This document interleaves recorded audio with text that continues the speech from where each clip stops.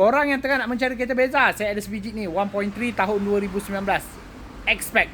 Yang ini saya nak ceritakan 3 kekurangan untuk kereta Beza. Yang mana berminat nak mencari kereta Beza, dengar 3 kekurangan ni, kalau kau boleh adapt, boleh je beli, tak ada masalah. Okay, so yang mana nak mencari kereta-kereta terpakai, jangan lupa kontak dengan saya cepat. Saya akan bagi harga yang terbaik, bulanan yang rendah dengan waranti sehingga 3 tahun. Okay, so mari guys.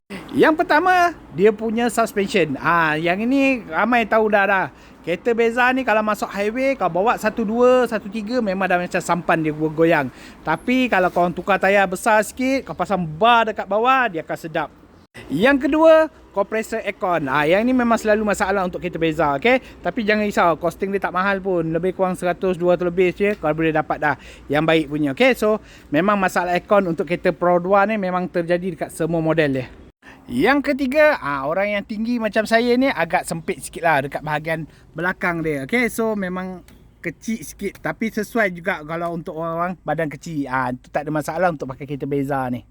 Yang lain untuk kereta Beza ni memang tak payah risau. Minyak jimat, maintenance senang nak jaga, barang spare part murah. So siapa yang nak pakai kereta Beza ni boleh roger saya. Bulanan seredak 430 sahaja kau boleh dapat full loan, kosong muka, okey. Gaji 1,500 dan ke atas dah layak dah untuk apply kereta ni. So siapa yang berminat dengan kereta Beza yang saya ada sebiji ni, roger saya cepat, insya-Allah saya bagi harga yang terbaik. Nak beli cash pun boleh, tak ada masalah. Harga body 27,000 sahaja. Okey, so siapa yang berminat nak mencari kereta-kereta terpakai yang berkualiti, saya ada banyak lagi pilihan. Kontak saya Syahrin di Mahotos. Assalamualaikum guys.